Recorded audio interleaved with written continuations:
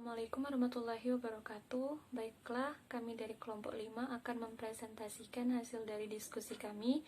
Sebelumnya, izinkanlah saya memperkenalkan anggota kelompok. Yang pertama ada Nadia Ehsan, kemudian Fitri Konsa, Niwayan Ayu Martini, Gilbert Umbo, Christopher Pandi, dan Glenn. Masuk pada judul, yaitu Sistem Informasi Pengambilan Keputusan. Pertama, definisi pengambilan keputusan. Sistem informasi dapat didefinisikan secara teknik sebagai satuan komponen yang saling berhubungan yang mengumpulkan, memproses, menyimpan, dan mendistribusikan informasi untuk mendukung pengambilan keputusan dan kendali dalam suatu organisasi, sebagai tambahan terhadap pendukung pengambilan keputusan, koordinasi, dan kendali sistem informasi dapat juga membantu para manajer dan karyawan untuk meneliti permasalahan, memvisualisasikan pokok-pokok yang kompleks, dan menciptakan produk-produk baru. Menurut Herbert A. Simon, tahap-tahap yang harus dilalui dalam proses pengambilan keputusan adalah yang pertama, tahap pemahaman, yang kedua, tahap perancangan, yang ketiga, tahap pemilihan, yang keempat, tahap implementasi. A. Sistem informasi manajemen memiliki peran yang sangat penting dalam sebuah organisasi atau perusahaan. Sistem informasi memiliki peran dalam menunjang kegiatan bisnis operasional, menunjang manajemen dalam pengambilan keputusan, dan menunjang keunggulan strategis kompetitif. B. Sistem pendukung keputusan merupakan suatu interaktif yang mendukung keputusan dalam proses pengambilan keputusan melalui alternatif-alternatif yang diperoleh dari hasil pengolahan data, informasi, dan rancangan model. Sistem pendukung keputusan merupakan penggabungan sumber-sumber kecerdasan individu dengan kemampuan komponen untuk memperbaiki kualitas keputusan. DSS adalah sistem berbasis komputer, terdiri dari 3 komponen interaktif, yaitu sistem bahasa, mekanisme yang menyediakan komunikasi di antara user dan berbagai komponen dalam DSS. Knowledge, sistem penyimpanan knowledge domain permasalahan yang ditanamkan dalam DSS, baik sebagai data ataupun prosedur.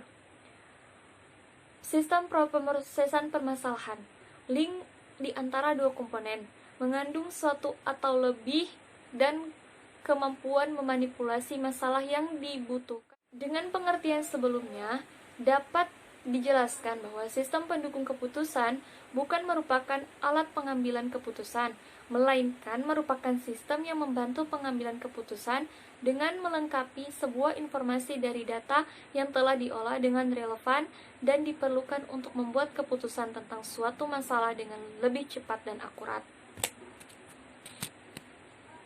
Selanjutnya, materi akan dibaca oleh Niwayan Ayu Martini. Sistem informasi pengambilan keputusan mempunyai karakteristik antara lain: 1.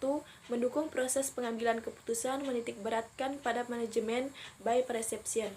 Yang kedua, adanya interface manusia atau mesin, di mana manusia atau user tetap memegang kontrol proses pengambilan keputusan. Yang ketiga, mendukung pengambilan keputusan untuk membahas masalah terstruktur, semi-terstruktur, dan tak struktur. Yang kelima, memiliki subsistem-subsistem yang terintegrasi sedemikian rupa sehingga dapat berfungsi sebagai kesatuan item. Yang terakhir, membutuhkan struktur data komprehensif yang dapat melayani kebutuhan informasi seluruh tingkatan manajemen. Keputusan tingkatan terbagi menjadi 3, yaitu keputusan terstruktur, keputusan semi-terstruktur, dan keputusan tidak terstruktur. Keputusan terstruktur yaitu keputusan yang dilakukan secara berulang-ulang dan bersifat rutin. Informasi yang dibutuhkan antara lain: 1. Spesifik, 2. Terjadwal, 3. Sempit, 4. Interaktif, 5. Real time, yang terakhir internal dan detail. Yang kedua yaitu keputusan sistem terstruktur. Keputusan yang mempunyai sifat yakni sebagian keputusan dapat ditangani oleh komputer dan yang lain tetap harus dilakukan oleh pengambilan keputusan. Yang terakhir yaitu keputusan tidak terstruktur, yaitu keputusan yang penanganannya rumit karena tidak terjadi berulang-ulang atau tidak selalu terjadi.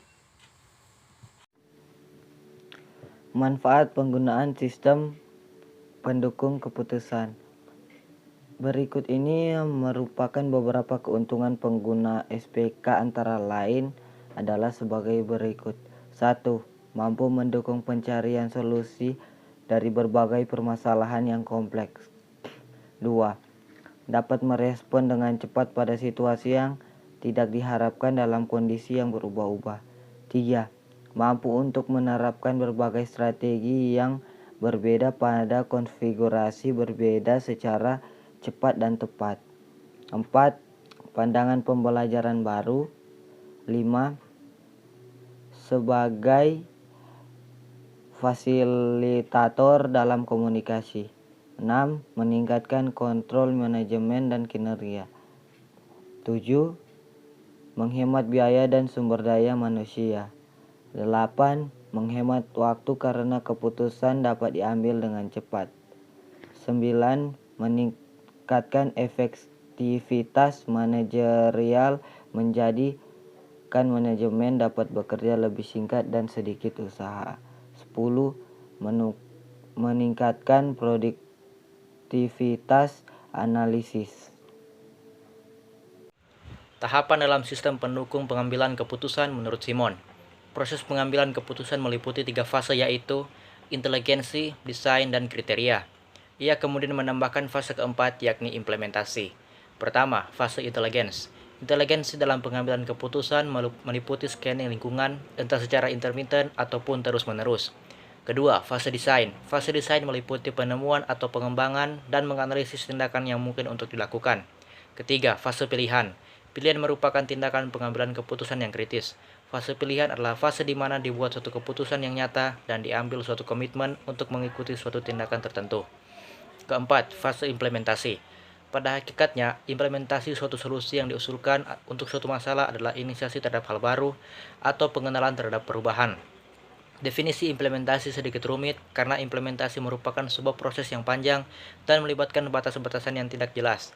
Pendek kata, implementasi berarti membuat suatu solusi yang direkomendasikan bisa bekerja, tidak memerlukan implementasi suatu sistem komputer. Implementasi sistem pengambilan keputusan. Pertama, dalam sistem pemecahan masalah dibutuhkan konsumsi antar pihak terkait. Dengan adanya sistem pengambilan keputusan akan memudahkan manajer untuk berkomunikasi dengan pihak terkait, sehingga diskusi kelompok tetap berfokus pada masalah yang dibicarakan dan waktu tidak terbuang sia-sia.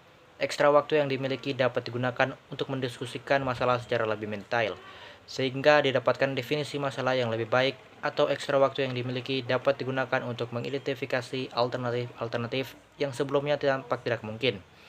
Evaluasi alternatif yang lebih banyak akan meningkatkan kesempatan mendapatkan solusi yang lebih baik.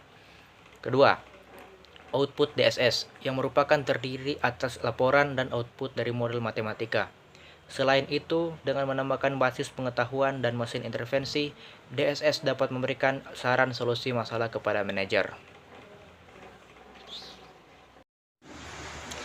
Kesimpulannya, sistem pendukung keputusan merupakan suatu sistem interaktif yang mendukung keputusan dalam proses pengambilan keputusan melalui alternatif-alternatif yang diperoleh dari hasil pengolahan data, serta informasi dan rancangan model. Konsep sistem pengambilan keputusan apabila diterapkan pada perusahaan Anda akan berjalan efektif karena manajer jadi lebih efisien dalam mencari solusi untuk setiap masalah yang ada. Dalam setiap pemecahan masalah dibutuhkan konsumsi antar pihak terkait. Dengan adanya sistem pengambilan keputusan akan memudahkan manajer untuk berkomunikasi dengan pihak terkait, sehingga diskusi kelompok tetap terfokus pada masalah yang dibicarakan dan waktu tidak terbuang sia-sia. Ekstra waktu yang dimiliki dapat digunakan untuk mendiskusikan masalah secara lebih detail, sehingga didapatkan definisi masalah yang lebih baik, atau ekstra waktu yang dimiliki dapat digunakan untuk mengidentifikasi alternatif sebelumnya yang tampak tidak bisa digunakan. Evaluasi alternatif yang lebih baik dapat meningkatkan kesempatan mendapatkan solusi yang lebih baik. Sekian presentasi dari kelompok kami. Jika ada salah pengucapan dan kalimat, mohon dimaafkan. Terima kasih.